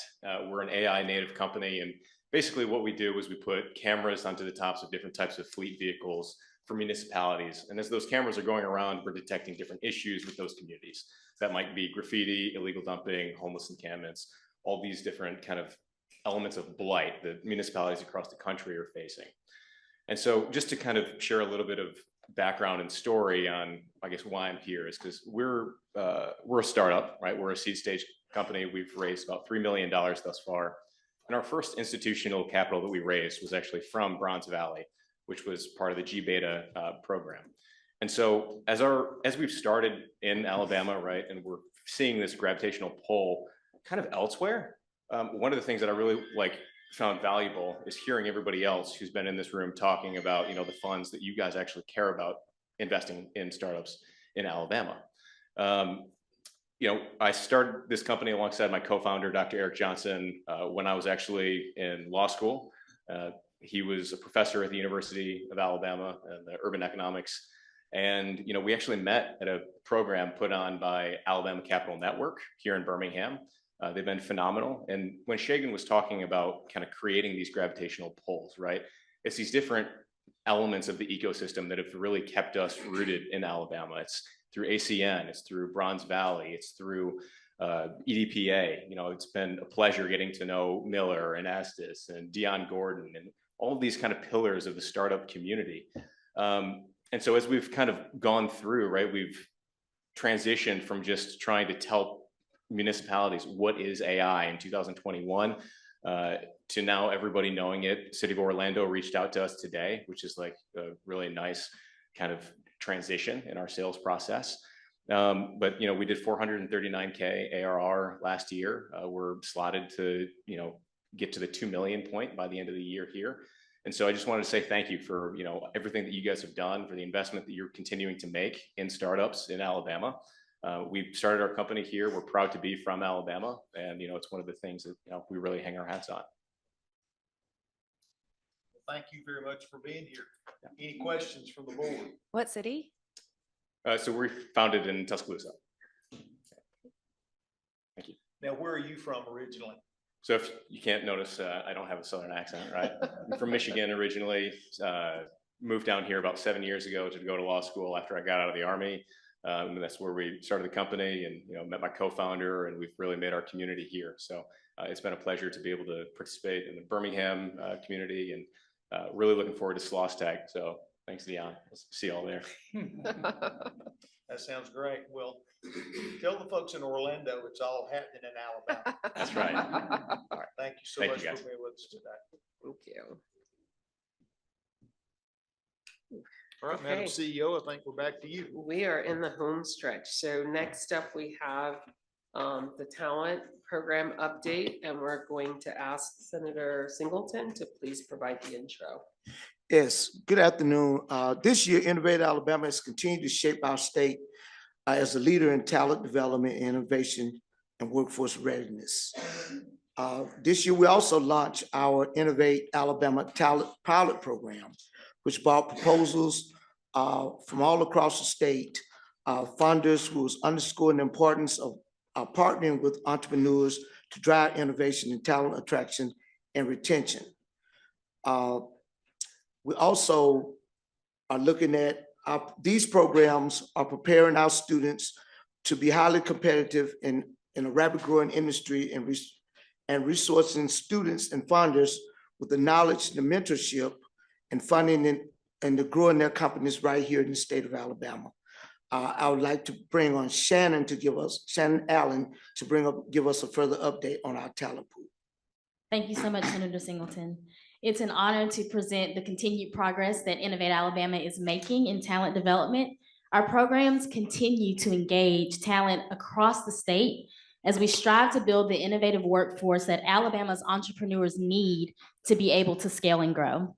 Across STEM engagement and upskilling, entrepreneurship and commercialization, and talent attraction and retention, Innovate Alabama is leveraging strategic partnerships to provide resources and skills that make our young talent highly competitive in innovative industries, while making the case that Alabama is the premier place to grow roots and grow a career.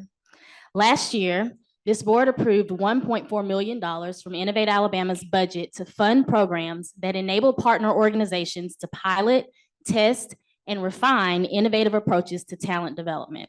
In late April, we formalized a statewide process to source scalable solutions aligned with Alabama's economic priorities and capacity to develop and retain a skilled and innovative workforce. We intentionally focused this program on for-profit entities, giving entrepreneurs the opportunity to drive thought leadership and talent development. We challenged applicants to prioritize work-based learning initiatives, internships, and fellowships, with special consideration for projects focused on rural and regional impact and meaningful collaboration. During the application period, we received 77 applications requesting over $23 million in funding and projecting more than 4,000 proposed jobs. Nearly all of the state's catalyst industries were represented. A number of proposals came from companies who are already funded through programs like the Supplemental Grant Program and SSBCI, which highlights a great opportunity for organizations that we're already investing in to continue contributing to that talent pipeline. Each application went through a rigorous evaluation process, including an initial internal review, legal due diligence, and scoring by external ecosystem leaders. Our final selection committee is working to validate those scores, and we look forward to announcing awardees later this month. These pilot programs will represent a pivotal investment in Alabama's future, building a resilient, forward-looking talent development infrastructure. Innovate Alabama's talent development work continues to catalyze entrepreneurial thinking and commercialization pathways for students across the state. The Emerging Innovation Scholars Program had a banner year, At the University of Alabama, 13 student teams advanced proposals ranging from AI-driven mental health platforms to biomedical devices and clean energy solutions. Students earned regional and national recognition, and with Innovate Alabama's support, UA's model is now being piloted at 4 additional campuses: Stillman College, Talladega College, University of North Alabama, and University of South Alabama. At UNA, 11 students across 4 teams completed their first year of the program, developing engineering-based products to improve everyday life. Between UA and UNA, $24,000 was awarded to student entrepreneurs this spring. The University of South Alabama will launch this summer, with Stillman and Talladega following this fall. The Creating Entrepreneurial Opportunities, or CEO program, continues to gain momentum with upcoming launches in 4 new communities. This program immerses high school students in real-world business experience with an intentional focus on rural areas. In partnership with Decatur Morgan CEO, new programs will launch next fall in Athens, Monroeville, Woodlawn, along with a multi-regional effort to serve areas of the Black Belt. In September, stakeholders statewide will be invited to Woodlawn for a special screening of the nationally produced documentary on the CEO program, which Innovate Alabama supported. Our partnership with the Alabama Collective continues to drive high-impact entrepreneurial programming through the HBCU Innovation Experience. This year's portfolio included the HBCU App Build and Pitch Competition, awarding $20,000, a Builders and Backers Idea Accelerator, providing $5,000 grants to first-time founders from Tuskegee, Stillman, and Talladega, a Kauffman Fast Track Bootcamp focused on business modeling and venture creation, and a FAST SBIR STTR Proposal Lab, which Cynthia referenced earlier, supporting 14 companies pursuing federal R&D funding. Since the beginning of our collaboration, these programs have reached more than 2,500 participants, delivered over 11,000 hours of instruction, helped develop more than 900 new business ideas, awarded over 140 digital credentials, and distributed more than $70,000 in capital. These efforts are helping to build a stronger entrepreneurial pipeline anchored in Alabama communities. We're also driving key initiatives to attract and retain top talent in Alabama. In partnership with the Huntsville-Madison County Chamber Foundation, preparations are underway for the Next Op Huntsville Blue Carpet Military Fly-In, which is scheduled for August 26th through 29th. This event will bring more than 20 transitioning service members to Huntsville into the state, so they're not in Alabama right now, for career exploration, employer engagement, and community immersion. The team has already secured key partnerships, including with AIDT and the Alabama Community College System, and is actively recruiting veteran candidates and employer participants. Our statewide Fuel Alabama program, in collaboration with EDPA, is also scaling rapidly. Student engagement has more than doubled since last summer. 326 students applied for this year's Fuel Alabama programming across 8 Alabama communities, with 286 students opting in for one or both of this summer's industry summits in Huntsville and Birmingham. The Huntsville Summit will focus on mobility, while the Birmingham Summit will highlight tech and bioscience. The program draws from a broad talent pool. 28 Alabama institutions were represented, with additional applicants from over 76 US cities and 7 international students. Fields of study are vast, with a strong focus on engineering, computer science, business, and healthcare. And those participating communities are Auburn and Opelika, Calhoun County, Dothan, the greater Birmingham region, Huntsville, Madison County, Mobile, the River region, and Tuscaloosa. Final student selections will be announced soon. The HBCU Innovation Internship Program, which is another partnership with EDPA, is also growing its impact. To date, 43 students from Alabama HBCUs have participated with 18 employer partners across multiple sectors. This program is proving to be a valuable pipeline for student career development. Together, these initiatives are helping to position Alabama as a state where top talent can build careers, access opportunity, and contribute to thriving communities. Our STEM engagement and upskilling programs are creating vital pathways for Alabama students into data-driven and cyber careers, which are fields that are critical to our state's future competitiveness. This summer, 40 students will be placed in real-world data internship projects at 27 employers statewide.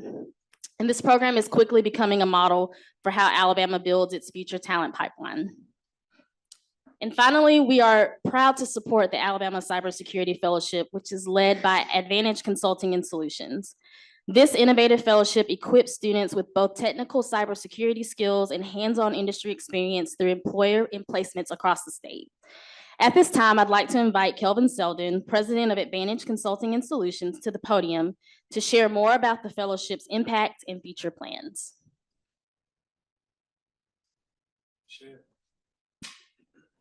Good afternoon, everyone. Yes, sir.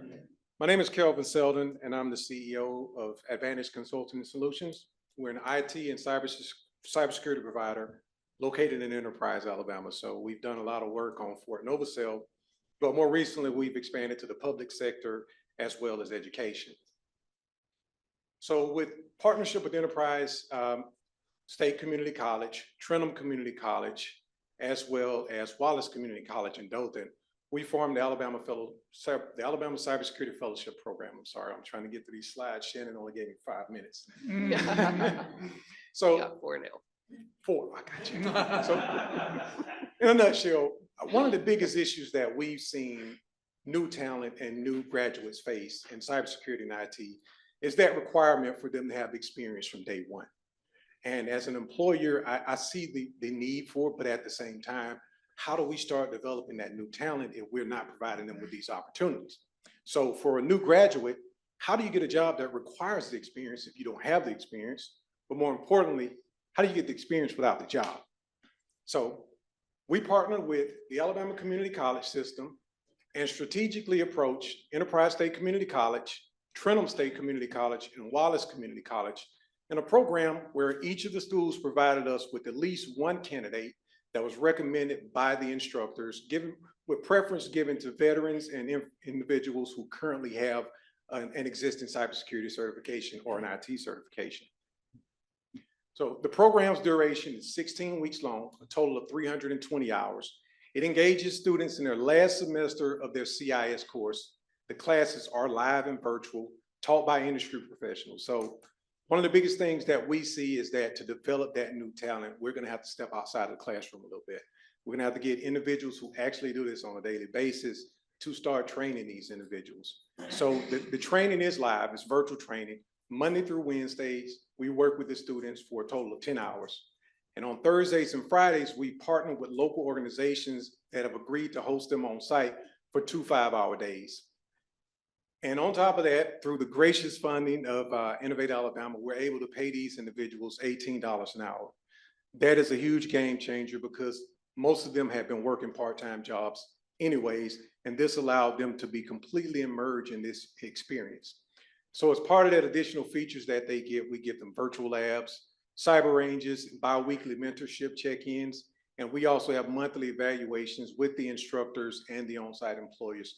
This has allowed us to create a real-time feedback loop so that we can continue to improve this program in the experience form. So, how much time I got now? All right, so this will be my last slide. I want to go over the impact. So initially we were slated for 10 individuals for this cohort.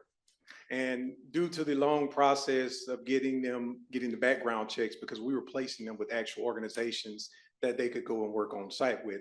So we had a total of 7 fellows, which was a little bit, we had both traditional and non-traditional learners. So we had individuals fresh out of high school who were in community college, and we had individuals who were retraining for the job force. 2 of those individuals, one was a previous accountant, and the other was an actual librarian. And if you spoke with them today, you would think that they were IT technicians their whole life. So for our results, we have 2 fellows who have already accepted employment with the employers that we paired them with. We had 2 more fellows who have confirmed job offers that are set to begin fiscal year 2026. And the reason being is that these jobs didn't exist when the fellows came and worked on site. The employers were impressed. The IT managers submitted for FY 2026 funding. So they extended these opportunities to these individuals, and at the same time, they allowed them to continue to come in and work until they can actually start their first day. One fellow is now a part-time employee with my company. He showed a lot of interest in the DoD side of the industry, so we brought him on board. And we have 2 additional fellows who are actively interviewing, with several interviews lined up over the next couple of weeks. And I can self-attest to that because I am getting phone calls because I allowed them to use me as a reference. So that's nearly 90% of our cohort either hired, pending hire, or actively interviewing. And that's what I call traction. So here's a list of our participating companies that have been very gracious to allow the students to come on site. We have Yellowwood in Abbeville, Alabama. We have the Alabama Community College Systems Security Operations Department and CPI, and we will be adding on Southern Company and the Houston County IT Department. Again, I want to thank you all for your funding for this program and your support. And we have seen a really big difference in these individuals. Thank you. That concludes our updates. Thank you so much.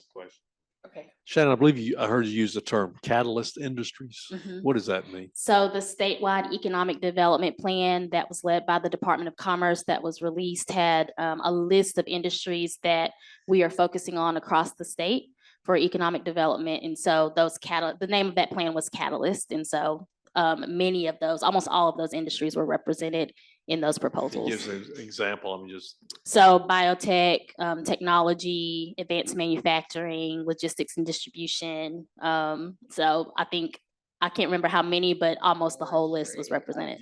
I'm sure you can give me that list, right? Thank you. Thank you. Okay, great. Next up, and we want to reserve enough time for outdoor recreation. TC, the floor is yours. But first, we're going to have the introduction by, it says Dave King, but Abe Harper is actually going to present that intro. So Abe, over to you. Thank you, Madam CEO. In my mind, we're both tall, dark, and handsome, so I think this works out just well for the spot. And it's a privilege to be able to introduce the lifestyle and outdoor recreation component of our programs. Over the course of the last year, outdoor recreation has remained a key component of the Innovate Alabama strategy, with the goal of connecting our natural resources and assets to our broader efforts in talent attraction and retention. The Seek Alabama campaign, or CKL, continues to elevate and promote the state's image to an in-state and national audience of innovators. Additionally, the launch of new funding opportunities in the Innovate Alabama network has helped us to reach communities in every single corner of the state. Today's update will cover our CKL campaign outreach, performance, and an overview of our first ever Outdoor Recreation Summit, which was actually held this past spring, and a look at our grant program's impact along with an update from an outdoor recreation grant recipient, the City of Eufaula. With that, I'm going to pass the mic over to TC McLemore for a much more detailed update on our work to date. Thank you, Mr. Harper.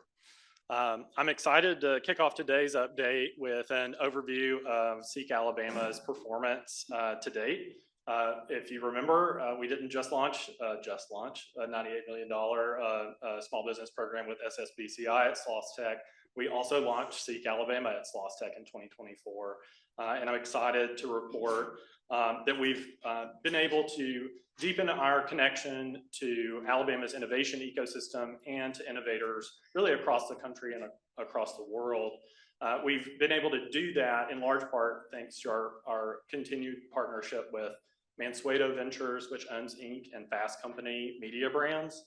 And through the partnership with those brands, through digital ads, paid media, in-person activations, and panels, we've had over the past year 39.5 million brand impressions.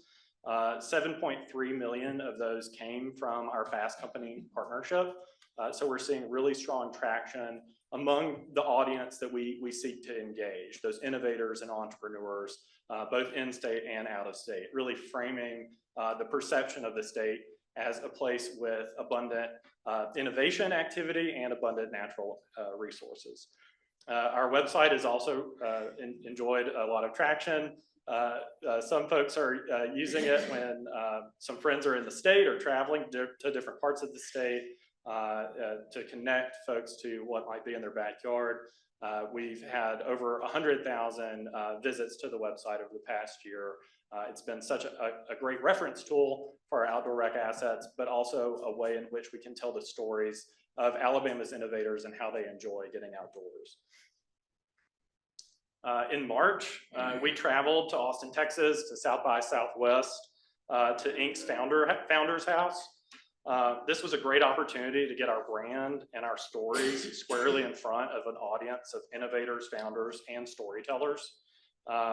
Here in these pictures, you can see that we produced a conversation featuring Amy Jo Martin. She's an LP in Halogen Ventures, Austin-based LP in Halogen Ventures, which is our fund of fund partner. And in conversation with Martha Underwood, an Alabama-based founder, reaching hundreds of folks in person. Subsequent video and written coverage of the conversation will reach over 250,000 people through Inc.'s branded channels and digital platforms. We also produced on-site videos highlighting ecosystem partners like Tech Birmingham, Tech MGM, and our own venture studio. To complement highlighting why Alabama should be on investors and founders' radars, we activated the Seek brand to communicate the value proposition of our state's outdoor recreation assets in offering an exceptional quality of life. You can see here, looking at a demographic breakdown of who attends Inc.'s Founders House at South by. It's a majority founder audience. I keep saying this is, sort of squarely who we want to be in front of. We've really, through this media partnership, honed in directly on this audience of innovators from around the country and really around the globe. Further, the entrepreneurs in the room represent key decision makers in their firms and represent target market sectors, including tech, financial services, healthcare, and aerospace. After South by, we were better able to capture follow-up information. We had 19 form fills on site, and our social media channels saw a significant boost in followers in the 2 weeks following our activation and panel at South by. In April, we convened Alabama's first ever outdoor recreation summit at Lake Gunnersville State Park. This represented the final recommendation of our Outdoor Recreation Council's initial 13 recommendations. The summit was the culmination of a concerted ecosystem building over the past 2 years. Approximately 225 people attended, representing 42 communities across the state, along with 9 states outside of Alabama. Communities and organizations learned from one another during concurrent practitioner sessions. Approximately 25 aspiring outdoor entrepreneurs learned from founders such as SSBCI portfolio company, Land Trust founder Nick DeCastro, and from facilitators from Founded Outdoors, which is a national organization focused on growing entrepreneurship in outdoor recreation. And then finally, approximately 15 student registrants representing several of our talent program partners from 8 higher ed campuses enjoyed an experiential track which featured hiking and archery with DCNR and kayaking on Lake Gunnersville in the rain with the Tennessee River line. And I think it went well. Okay, I heard a lot of positive from kayaking. We couldn't have done this without meaningful partnership with the University of Alabama Center for Economic Development, Alabama Trails Commission, EDPA, DCNR, and the Alabama Power Foundation. Finally, moving into our outdoor recreation grant making today. We've now deployed just shy of $20 million in the last 2 years supporting outdoor recreation initiatives and infrastructure. These dollars and the associated projects have been a crucial tool in connecting our more rural communities to the innovation economy. Some of our state's best outdoor assets are in rural spaces, and it's important that they see adequate investment and subsequent promotion targeting the talent audience we seek to recruit and retain. And here you can see just how important investing in quality of place is really throughout the state, but it's particularly important in our rural communities. It's a great tool in curbing population loss and seeing moderate population gain. So here you see sort of counties that have not received outdoor recreation funding are not investing in outdoor recreation, and they're seeing some decline in micropolitan, but that rural is a steep drop off. And so this is an incredible tool for our rural spaces to communicate a quality of life and a commitment to investing in quality of life. And finally, to speak further about the impact of outdoor recreation in rural counties, I've invited Eufaula Mayor Jack Tibbs to share about his community's project that was funded through the Innovate Alabama Network. Mayor Tibbs.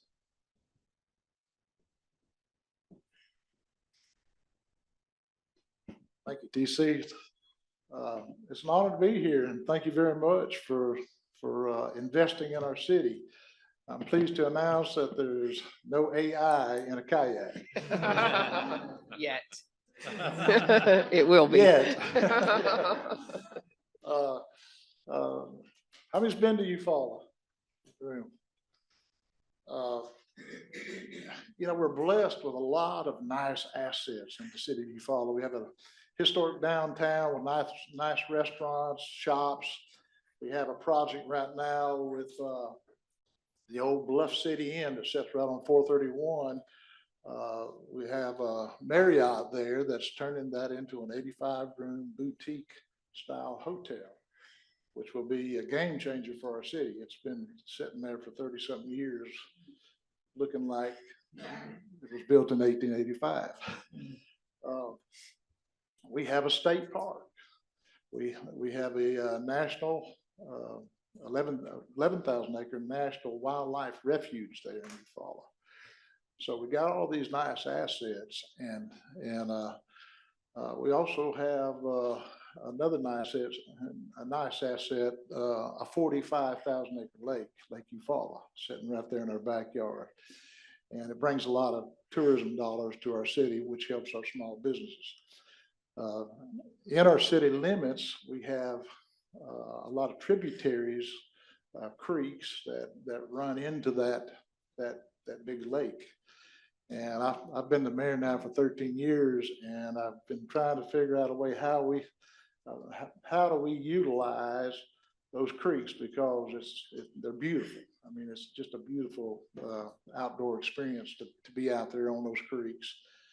And Kayak Eufaula is the answer to that. And as we speak, we actually have some people kayaking today. We of course just got the grant not too long ago. I have with me Rick Thorne, who is our program coordinator for our Alabama, for our Eufaula Parks and Rec Department. And he's done an excellent job. He's the lead on that project. And we cut the ribbon last week, and we've had some pretty good crowds already in our creek there. And it's going to be a great thing for our city, because it brings a different demographic of people into the city to kayak, and that brings more tax dollars and more revenues to the tax dollars to the city, revenues to our small businesses there. Rick, would you like to come up and give an update on where we're at? And before I bring Rick up, I want to talk about partnerships that have been developed through this project. First, the state parks. Alabama Power is also a partner in this. Of course, the city, and also Innovate Alabama. And we're very appreciative of that again. Rick, come up and give a quick update of where we're at. Maybe I've already spent. All right, I've already taken Rick's time, but you knew that was going to happen. I'm a politician. I'm a talker. Anyhow, so we're very excited about this opportunity, and I want to thank the board and TC for giving us this opportunity. And we see a lot of other things that we can develop from this and these great partnerships that we have in this project. So thank you very much.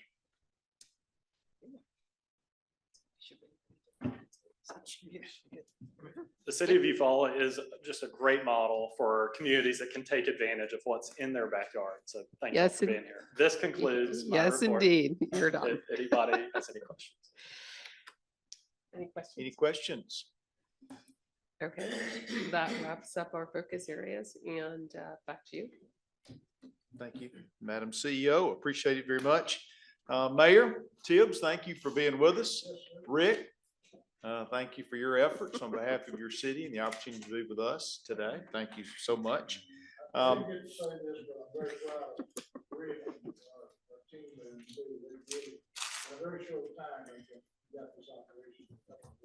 Good job. Well, I appreciate that, Mayor. Thank you very much.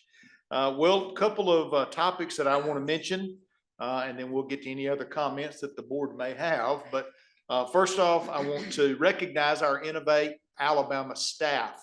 If you're part of the staff, stand up. These folks work hard all the time. And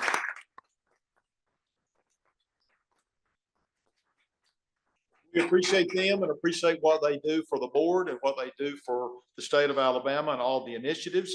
Also, again, Lee, welcome, sir. We're excited that you are here in your new role as COO. We'll be looking forward to continuing to work with you. I want to make note for the board members, a couple of programming notes here. In Huntsville on September the 16th is going to be our next in-person board meeting. And I want you to be prepared 16 and 17. So this is going to be the board retreat. Isn't that right, Madam Yes, CEO? that's correct. So board retreat. So be prepared on the 16th in the afternoon and on the morning of the 17th. Also, December the 9th is also going to be in Birmingham. That's going to be the last meeting of the year. I'd like to thank the board members for what they do, all their engagement, of course. Is there anything else for the good of the order? Any other business we need to discuss? Mr. Leader, you've got something on your mind. I'm just honored that the board is coming back to Huntsville. I knew you'd be excited about a Huntsville visit. That's great. Mr. Chairman. Yes, sir. And that same, I know we're going to be doing next year's dates. And so Coleman is a great spot for a meeting as we go forward. So just know that anyway. You got a water park there. Come on, bring it on. Duly Outdoor noted. entertainment, as you see, with my dress and attire today. So thank you for everyone for allowing me to dress down. So I just came from Reynolds Plantation, being outdoors. And so thanks for allowing me to See, dress you're this way. representing outdoor activities, Mr. President. Come see our water park in Coleman, Alabama. I like it. And Midway, Alabama is putting in a bid for us to come there at some point. All right, all kinds of advertisements for good spots across Alabama. All right, any other word? Madam CEO, this finishes things for us today, I think. Unless there's a question or a comment, we stand adjourned. Thank you all.